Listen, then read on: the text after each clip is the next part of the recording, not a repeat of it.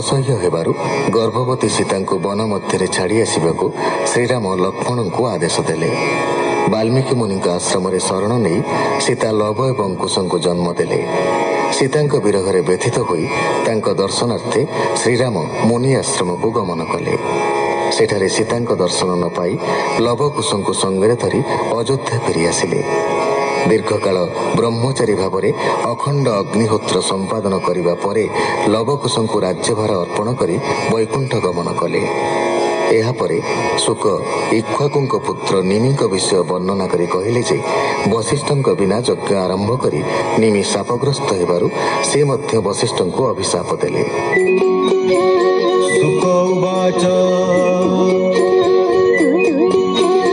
तक्षणे निमि शाप फले वशिष्ठ बसिले निश्चले जीवन गला देहु छाड़ी तक्षणे शून्य मार्गे उड़ी उर्वशी गर्भे हेले जन्म मित्रा वरुणक नंदन निमिजे यज्ञशाळे थिले तक्षणे जीवन छाड़िले।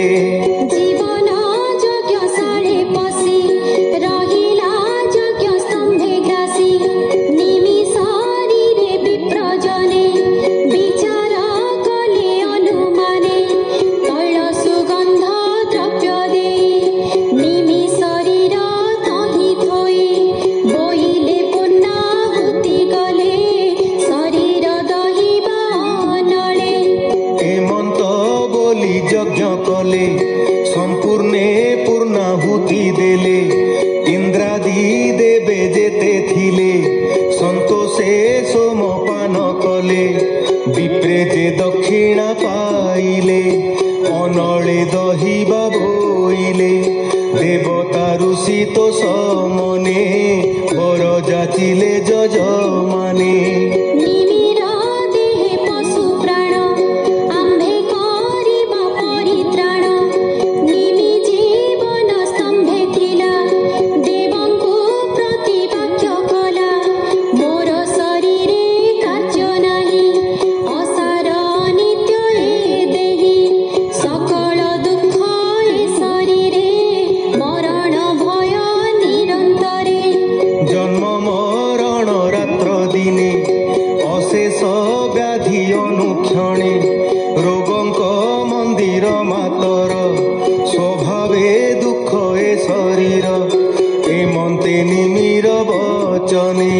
सर्वदेवता तो समने बोइले प्रमाण ए बाणी पुणी क्षण के मनि गुणी।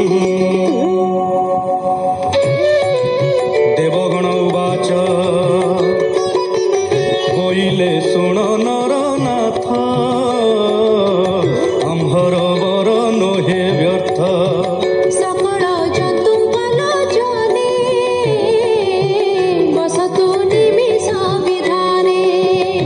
मते संख्या कर कालर गणना व्यवहार हेमंत देवंक वचने बसिला जंतुंक नयने अध्यात्मगति नीति तार एबे शुण पुरुवीर अराज्य भये महाजने सकले विचारिले मने आम्भे जे वेद मंत्र स्वरे कुशे मंथिबा ए शरीरे जे मन्ते पुत्र जन्म हेब निर्भय प्रजांकु पाळिब हेमंत विचारी मनरे तक्षणे निमिर शरीरे कुशे मंथिले वेद स्वरे तक्षणे जन्मिला कुमारे जन्मन्ते जनक होइला वैदेह नाम बोलाइला मंथने मिथिलता नाम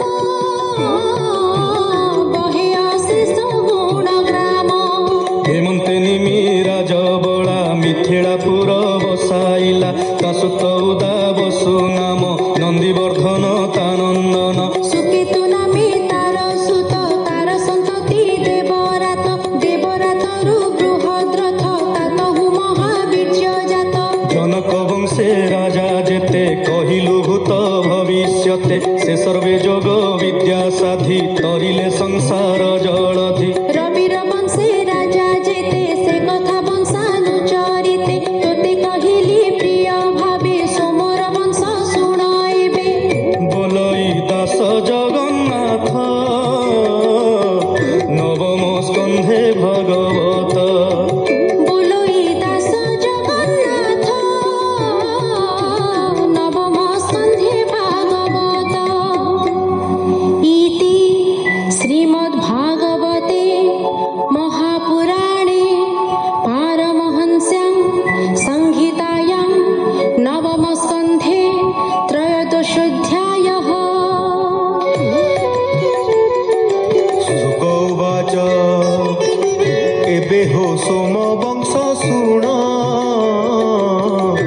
তেবে তরিব তিনি গুণ। সে বংশে পুরুরবাদী যেভাবে যে সম্পাদী। সহস্র শির যে অনন্ত দানাভি পদ্মু ব্রহ্মা জাত।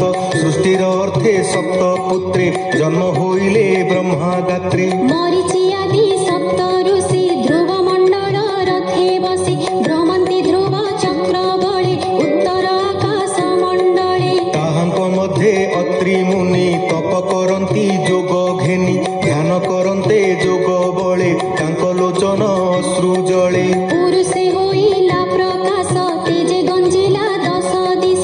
অমৃতময় মনোরম তাহার নাম দেলে সোম। বিপ্র ঔষধি উড়ু গণে ব্রহ্মা স্থাপিলে রাজা পণে। সে সোম রাজসূয় করি তিনি ভুবনে অধিকারী। বଳେ জিଣିলা তিনি পুর ଏବେ ହୋ ଶୁଣ ନୃପବର। ସୁନ୍ଦର ରୂପେ ମତ୍ତ ଗର୍ବେ ନିରତେ ଭ୍ରମେ ସେ ସ୍ୱଭାବେ। এমন্তে বৃহস্পতি নারী গঙ্গার জলে স্নান করি রূপে সুন্দরী মনোহরা স্বভাবে নাম তার তারা। তাহার রূপ গুণ চাহি ଅନଙ୍ଗ ବାଣେ ମୋହ ଯାଇ। ସ୍ୱଭାବେ ଋତୁ ସ୍ନାନ କାଳେ ସୋମ ହରିଲା ତାକୁ ବଳେ। সে কথা শুনি বৃহস্পতি পত্নী হরণে দুঃখমতি। সোমর দ্বারে রাত্রে গলে অনেক প্রকারে মাগিলে। କେବେ ହେ ତାରାକୁ ନ ଦେଲା ଅନେକ ଅପମାନ କଲା। সে গুরুদেব মধ্যে আসি ইন্দ্রଙ୍କୁ কহিলে বিশেষী। ଇନ୍ଦ୍ରର ତୁଲେ ଦେବ ବଳ ଚଳନ୍ତେ ଶୁଭେ ମୁଖ ଗୋଳ। ଏ କଥା ଶୁଣି ଶୁକ୍ରବାଦେ ମିଳିଲା ଅସୁରଙ୍କ ମଧ୍ୟେ। অসুর বড় সঙ্গ করি ধাইলে সোম পক্ষ ধরি। ইন্দ্রর তুলে দেব গণ এমন্তে দেবাসুর রণ। ପ୍ରକୋପେ ବଢିଲା ସଂଗ୍ରାମ ତାରକାମୟ ଯୁଦ୍ଧ ନାମ। ତାରାର ଅର୍ଥେ ଯୁଦ୍ଧ ଯେଣୁ ତାରକାମୟ ନାମ ତେଣୁ।